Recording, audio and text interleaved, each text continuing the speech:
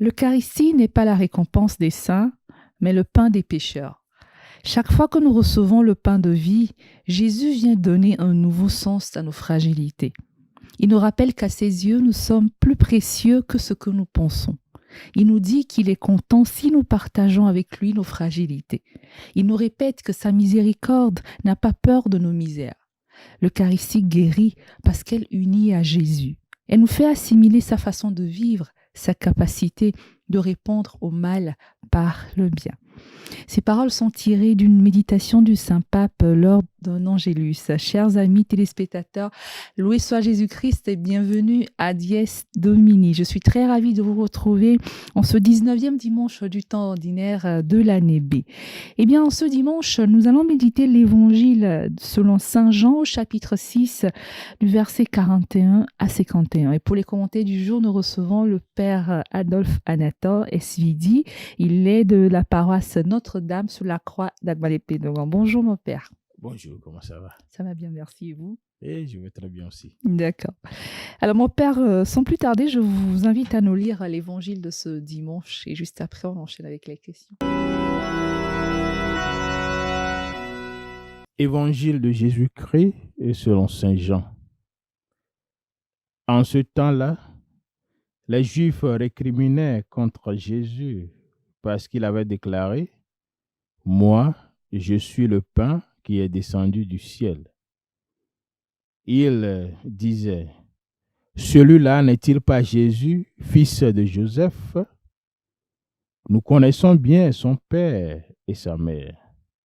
Alors, comment peut-il maintenant dire « Je suis descendu du ciel » Jésus reprit la parole. « Ne récriminez pas entre vous. Personne ne peut venir à moi si le Père qui m'a envoyé ne l'attire, et moi, je le ressusciterai au dernier jour. Il est écrit dans les prophètes, et ils seront tous instruits par Dieu lui-même. Quiconque a entendu le Père et reçu son enseignement vient à moi. Certes, personne n'a jamais vu le Père, sinon celui qui vient de Dieu. Celui-là a vu le Père.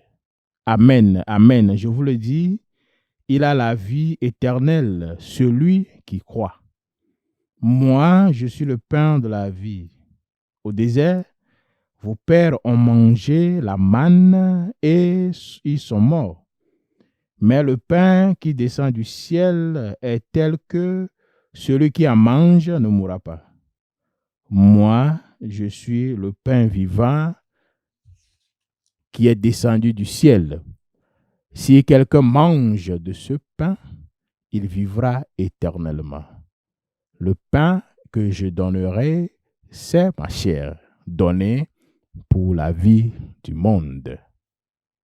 Acclamons la parole de Dieu. Louange à toi, Seigneur Jésus. Merci, Père Adolphe. Alors, en première question, mon père, est-ce que vous pourriez déjà nous situer ce test de Saint Jean dans son contexte? Oui, tout le chapitre 6 de l'évangile selon Saint Jean est dénommé la Pâque du pain de vie. Du 1er au 15e verset, nous avons la multiplication du pain que Jésus a faite pour donner la vie, pour donner la force à ceux-là qui venaient le voir. Du 16e au 21e verset, au 21e verset plutôt, Jésus marche sur la mer. Et lorsque nous voyons la version de Matthieu de cet évangile, le Seigneur dit que c'est moi, n'ayez pas peur. Et Pierre demande de faire comme Jésus, c'est-à-dire que nous avons la possibilité d'imiter notre Seigneur et de devenir comme lui si nous nous attachons à lui. Ensuite, les versets 26, 22 à 66, ce qui constitue le discours de la synagogue de Capharnaüm, dont nous avons l'évangile de ce jour. D'abord, ils avaient mangé le pain. ils sont venus chercher Jésus, non pas parce qu'ils ont vu des miracles, parce qu'ils veulent encore manger le pain. Alors le Seigneur les interpelle, travaillez pour la nourriture qui dure, c'est-à-dire investissez-vous pour les choses de la vie éternelle. Alors il y avait une question très intéressante dans cette partie. Que pouvons-nous faire pour travailler aux œuvres de Dieu? Le travail, le tout premier ou bien ce qui est primordial et principal, c'est de croire en celui que le Dieu a envoyé, Jésus-Christ. C'est-à-dire, notre foi en voyant le Seigneur est le début du travail que nous devons faire à la suite de Dieu. Et quiconque voit le Fils, croit en lui, celui-là a la vie éternelle. Donc, la mission du Christ qui consiste à ne perdre aucun et la possibilité que nous tous nous puissions être sauvés, mais avant de rentrer dans cette possibilité, nous devons avoir la foi. Nous devons avoir la foi. Et l'évangile de ce jour, de ce 19e dimanche, voici donc la possibilité de rentrer dans la vie éternelle, d'être changé, d'avoir la vie nouvelle. Alors, êtes-vous prêts? Voilà la question normalement que le Seigneur est en train de nous poser. Parce que Jésus-Christ, sa vie, il la donne. Personne ne peut prendre ça. Plus tard, au 10e chapitre de Saint Jean, et nous allons écouter cela. Et donc, le contexte historique de ce que nous écoutons ce dimanche 19e est la disponibilité de ce Seigneur, de ce Dieu, à se donner à nous pour nous transformer. Il faut la transformation pour que nous devenions ceux-là qui goûtent au bonheur éternel, c'est-à-dire la vie éternelle. Mais, il y a un mais. Nous devons y adhérer. Notre adhésion, c'est notre foi. Et donc, si quelqu'un est en train d'écouter, bon, je devance un peu, mais on va revenir sur ça, en train d'écouter les paroles de ce dimanche, sa question intérieurement doit être, est-ce que j'adhère? Est-ce que je veux rentrer dans ce que le Seigneur me propose? Et la première lecture, je fais le lien en même temps, puis on va revenir. La première lecture du premier livre de Rois, la vie du prophète Élie, qui était en difficulté avec Jézabel, et qui se dit, c'est fini. Moi, je veux mourir. Je ne veux plus faire ce travail que tu m'as donné. Prends ma vie, c'est mieux. L'ange vient, lui donne à manger. Il lui donne à manger pour qu'il ait la force d'aller rencontrer le Seigneur. C'est-à-dire, le pain que nous recevons, c'est pour que nous puissions aller rencontrer le Seigneur. C'est ça l'objectif. Il n'est pas le seul. Élie, lorsque nous voyons dans le livre de Nombre et Moïse, lorsqu'il conduisait le peuple, au moment des difficultés, il dit, mais comment? Prends ma vie. C'est bon, je ne veux plus faire ça. Le Seigneur est intervenu. Même Job, lorsqu'il était en difficulté, il a dit la même chose. Donc, ce qui veut dire que le Seigneur, le Dieu que nous servons, s'offre à nous pour que nous ayons la force, pour que nous soyons transformés et pour continuer la marche. Lorsque nous disons pain de vie, ça sous-entend qu'il y a pain de la mort. Ça sous-entend. Alors, si nous avons déjà la vie, le Christ ne peut plus nous donner le pain de vie. Vous comprenez? Donc, ce qu'il nous donne vient ajouter quelque chose de nouveau en nous et c'est la vie. Et c'est pour cela que le psaume de ce dimanche rend grâce à ce Seigneur qui vient aider. Qui vient aider dans la vie d'Élie. Chanter au Seigneur des chants d'action de grâce. Et invite les autres donc à venir goûter et voyez comme est bon le Seigneur.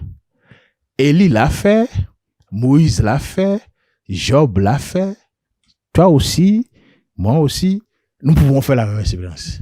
Maintenant, lorsque le Seigneur aide, parce que le psaume dit, l'ange du Seigneur campe alentour, comme il a fait dans la vie d'Élie, pour nous donner la force, pour devenir quelque chose de nouveau.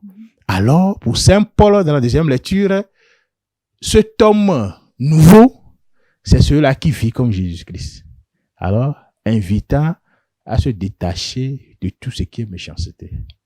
Ce qui veut dire, on va revenir encore sur ça après, c'est-à-dire on ne peut pas être avec Jésus et ne pas donner la vie aux autres. C'est pour cela qu'il faut faire très attention à notre façon et manière d'aller à la table sainte. Très important. On va revenir dans l'aspect spirituel et contextuel demain, je devance un peu. Mais voilà le lien qui existe entre l'évangile et les deux autres lectures et le psaume que nous venons d'écouter. D'accord, merci beaucoup mon père. Alors, le texte nous dit, en ce temps-là, les Juifs récriminaient contre Jésus parce qu'il avait déclaré « Moi, je suis le pain qui est descendu du ciel ». Il disait, celui-là n'est-il pas Jésus, fils de Joseph? Nous connaissons bien son père et sa mère. Alors, comment peut-il dire maintenant, je suis descendu du ciel? Alors, mon père, les Juifs, ils avaient raison ou pas? Non, parce que quelqu'un qu'on a vu grandir, qui a une famille, qui vient subitement vous dire, je suis descendu du ciel. Alors, à la place des Juifs, on se poserait les mêmes questions. Donc, bon, voilà. Et le fait qu'ils récriminent, ils avaient raison ou pas? Oui, ils avaient raison. Et il faut savoir que nous sommes en train de lire une histoire de plus de 2000 ans. Avec des connaissances déjà conçues dans notre tête. Ceux-là, ils vivaient la chose en même temps. Alors, le Jésus qu'ils ont connu, le fils de Joseph, ne pouvait pas être le pain descendu du ciel. Ils avaient raison. Et totalement raison. Maintenant, ce sont les signes que ce Jésus est en train de faire. Normalement, qui devaient les pousser à croire. Et d'ailleurs, c'est cela qu'ils ont demandé, non? Au début du verset 22. Montre-nous un signe. Montre-nous quelque chose qui dit que, voilà. Normalement, ce sont ces signes-là qui devaient les conduire à la foi. Mais on ne peut pas dire qu'ils ont tort de récriminer parce qu'ils connaissent celui-là et ils n'ont pas ce background que nous avons maintenant en lisant les textes bibliques. Donc, il ne faut pas les blâmer. Ils étaient fils et filles de leur temps et de leur contexte et lorsqu'ils vivaient cet événement. Ils ne lisaient pas les textes. Ils vivaient ça directement. Et donc, quelqu'un doit leur expliquer ce qui est en train de se passer. Et voilà Jésus. Donc, ils n'ont pas tort de récriminer contre Jésus. Alors justement, mon père, pourquoi Jésus dit qu'il est le pain de vie? Comment est-ce que devrions-nous comprendre le sens du pain de vie? Et comme je viens de le dire, non. Lorsque Jésus dit pain de vie, sous-entend, il n'a pas dit, sous-entend qu'il y a pain de l'amour. Vous voyez, non? C'est-à-dire, lorsque vous venez sur le chemin que moi, je suis en train de vous tracer, le but, c'est d'arriver au Père. Comme dans la première lecture, le mont Horeb, la montagne du Père, là où il y a été conduit. Donc, mon but, c'est de vous amener au Père. De vous amener au Père pour que vous puissiez goûter, que vous puissiez bénéficier de la vie éternelle. Donc, venez à moi, moi qui ai déjà vu le Père, je vous conduirai jusqu'à lui. Voilà le pain de vie. Ce que leurs pères ont mangé dans le désert, la manne, mais ils sont morts. Mais ce que le Seigneur Jésus-Christ nous offre, c'est la possibilité de la résurrection éternelle. Justement, en fait, ma prochaine question, c'était justement ça. J'allais vous demander, au désert, nos pères ont mangé la manne, ils sont morts. Mais Jésus, dans le texte, il dit, le pain qui descend du ciel est tel que celui qui en mange ne mourra pas. Donc, justement, de quelle mort il parle? Puisque la manne, les pères l'ont mangé, ils sont morts. Et si nous, on adhère justement à cette logique de manger le pain de vie, on ne mourra pas. Le Christ est en train d'anticiper la résurrection. C'est-à-dire, ici, il faut faire la chose en même temps. Nous parlons en même temps du pain sacramentel. Nous allons dans ce sens en même temps. Alors, cette possibilité de communier, d'être unis au corps et au sang du Christ nous donne la vie éternelle. Vous ne mourrez plus. Vous resterez dans la félicité éternelle. Vous vivrez avec les anges. Mais voilà la promesse que nous avons reçue au jour du baptême, qui fait de nous prophètes, prêtres et rois. Et donc, en adhérant à ce principe, en suivant ce Seigneur Jésus-Christ, nous avons à cœur la joie ou, je ne sais pas, la connaissance d'un jour de participer à la résurrection. Donc, vous ne mourrez pas.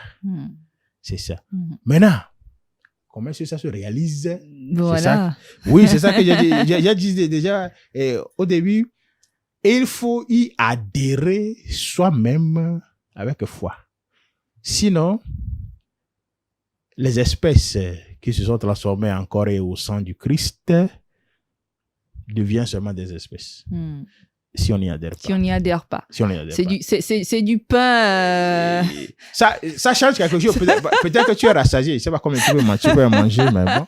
Mais ça ne fait rien. Ça fait rien. Il faut d'abord y adhérer avec foi et en participant à cette communion, le Seigneur, le pain de vie, transforme ton corps mortel en quelque chose d'immortel. Justement, mon père, on veut, des fois, on veut comprendre c'est quoi cette transformation que nous apporte le pain, la communion. Si on prend quelqu'un qui communie chaque dimanche et qui adhère avec foi, parce que c'est ce que vous avez dit, qui adhère avec quoi, qui croit que c'est le corps du Christ, il mange le pain de vie, le véritable pain de vie. Alors, c'est quoi, qu'est-ce qu'on peut remarquer normalement qu'est-ce qui peut changer dans la vie de cette personne-là, qu'on peut toucher du doigt et qui peut-être pourra amener d'autres personnes à se dire, mais donc, quand on va communier, il y a une transformation dans notre vie réelle. Voilà. C'est ce que Saint Paul dit dans la deuxième lecture. La communion que nous recevons, mais ça doit nous transformer. On ne peut pas être toujours le dimanche à la table sainte, même les jours de la semaine, et être le plus méchant du quartier. On ne peut que s'offrir par amour à l'image du Christ. En tout cas, c'était ça mon dernier message, mais bon, on va y parler. On ne peut pas adhérer à la communion. C'est pourquoi il ne faut pas faire ça pour les beaux yeux des gens. Oui. Parce que des fois, bon, très souvent, entre guillemets, non, lorsque les gens sont en concubinage, l'autre suivait l'autre pour voir s'il est allé à la table 7. Non, c'est pas ça. C'est pas pour les beaux yeux des gens. Nous adhérons fermement à quelque chose qui puisse nous transformer. Et lorsque cela nous transforme, nous vivons comme ce que dit Saint Paul dans la deuxième lecture de ce dimanche. Comme des gens qui ont une générosité qui déborde. Comme des gens qui s'offrent pour amour. Comme des gens qui n'ont pas de méchanceté. L'homme change peu, c'est vrai. Mais ce changement que nous donne l'Eucharistie devient visible aux yeux de tout le monde. C'est ça. Et ce que le Seigneur est en train de nous proposer. Donc, si chaque dimanche, tu es là à prendre la communion et que rien ne change dans ta vie, pose-toi la question à toi-même. Est-ce que je crois vraiment à ce que j'ai? Parce que ce que nous sommes en train de recevoir nous donne la force, comme je l'ai dit non à Élie, d'aller là-bas. Ça te donne la force, tu vas où? Bientôt, quand on va parler du spirituel, il y a des questions que je posais. Mais toi, tu vas où? Voilà. Donc, communion, oui. Mais transformation, parce que la communion a toujours un effet transformatif. C'est dadar. Et il doit y avoir ça. Donc, lorsqu'on ne voit pas ça, on se demande quel type de chrétien tu es. Parce que c'est ça la vie de témoignage. Saint Paul aux Thessaloniciens n'était pas du tout content parce que malgré le sens de la communion, il n'y a rien qui est transformé dans leur vie. C'est ce qu'il dit encore au livre des Éphésiens. Éphésiens. Enlevez toute méchanceté. Le chrétien qui est comme ça, aimable aux yeux de tout le monde, mais on peut dire, mémoire à Monseigneur Bakbessi, celui-là, que les gens, même les musulmans, pensent qu'il a bien vécu. En faisant mémoire à lui, nous prions pour le repos de l'âme, de notre très cher aussi, dans Baria. Ouais. Vous voyez? Donc, c'est ça. Communion, transformation, marche de paix. C'est pourquoi moi, je n'aime pas attendre. Oh, moi, j'ai reçu mon baptême, ça fait 20 ans. Hein? Qu'est-ce qui a changé dans ta vie? C'est ça. C'est le plus important. Ça, c'est le plus important. Merci, mon père. Alors, quel est le message central, principal de l'évangile de ce dimanche? Le Seigneur veut te transformer. Le Seigneur veut nous transformer. Es-tu prêt? Sommes-nous prêts? Parce que lorsque nous disons qu'il nous délivre, qu'il nous change, qu'il nous libère, cela veut dire à un moment donné, il y avait un vieil homme qui n'avait pas la vie et que le Seigneur maintenant est en train de donner la vie, pain de vie. Alors, ce dimanche, en allant à la messe, que chacun se pose cette question. Le Seigneur veut me donner la vie nouvelle. Est-ce que je suis prêt? C'est tout. Si la réponse est oui, alors j'adhère à cette foi-là. Et si je ne suis pas prêt, parce qu'il ne faut pas assumer que tout le monde veut changer. Non, c'est pas vrai. Et si je ne suis pas prêt, je demande la grâce que le Seigneur me fasse quelqu'un de nouveau. Que je devienne celui-là qui puisse être le canal de l'amour du Christ, comme le dit d'ailleurs la deuxième partie de la deuxième lecture, à l'image du Christ, de s'offrir, de se donner pour la gloire de Dieu et pour la vie éternelle. Voilà. Merci, mon père. Alors, je sais que vous avez déjà fait un petit lien, mais je vais encore poser la question. Est-ce qu'on pourra faire un lien de l'évangile de ce dimanche avec les hôtesses? J'avais dit la première lecture qui est tirée du premier livre des rois, la deuxième lecture tirée de la lettre de Saint Paul aux Éphésiens et le psaume 33, 34. Est-ce qu'on pourra faire un petit lien? Oui, on pourra faire un petit lien. C'est-à-dire, le pain de vie qui s'offre dans l'évangile transforme. Et c'est ça que nous voyons dans la première lecture. La force que le prophète a eue pour aller rencontrer le Seigneur. Mais ça transforme pour un but principal. À la suite de Dieu. Des gens nouveaux. Le peuple d'Israël, en quittant l'Égypte, est devenu un peuple nouveau. Sur le chemin, transformé jusqu'à la terre promise. C'est la même chose que le Seigneur nous fait. À ce Seigneur-là, on doit des chants de cantiques de joie. Et c'est notre façon, par notre vie, d'inviter les autres aussi à venir sur ce chemin. Et définitivement, lorsque nous goûtons au pain de la vie, comme le dirait quelqu'un, nous devenons ce que nous sommes en train de manger ou de goûter. Jésus-Christ, que Saint Paul nous propose, celui-là qui s'offre par amour. Voilà. Merci beaucoup, mon père. Mot de fin, qu'est-ce qu'on peut retenir de ce 19e dimanche, des lectures de ce 19e dimanche? Qu'est-ce qu'on peut retenir? Oui. Où es-tu dans ta relation avec le Seigneur? Il faut se poser la question. Sur le chemin qui mène à Dieu, où est-ce que tu peux te placer? Au début, au milieu, presque à la fin, dans ta mission que le Seigneur t'a donné, t'a demandé d'accomplir, dans ta responsabilité. Parent, président, chef d'entreprise, directeur, président de mouvement, président d'association, vice-président de paroisse, dans cette mission que le Seigneur t'a donnée, où es-tu dedans? Au début, pour la gloire de son nom, au milieu, ou presque à la fin? Ou est-ce que tu n'as même pas commencé? Vous voyez? Et donc, comme Élie, nous crions vers ce Seigneur. Mais regarde, ça ne marche pas. Malgré nos efforts, ça ne marche pas.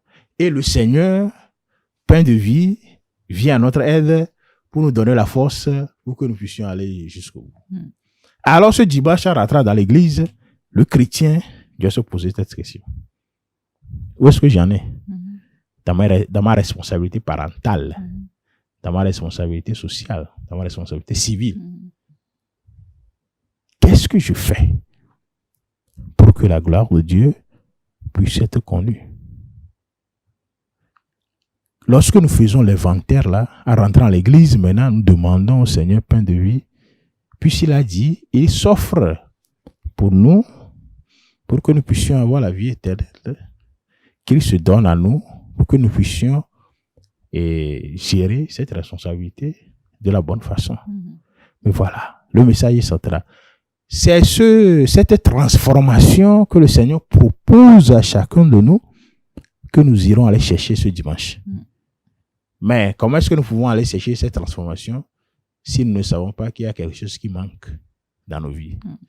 Alors, en allant ce dimanche, le chrétien doit faire l'inventaire là, concrètement, et au cours de la messe, demander au Seigneur ce pain de vie qui transforme ma vie pour que je puisse être à l'image de Jésus-Christ dans la famille, dans la société, sur ma paroisse ou presque là où je vis.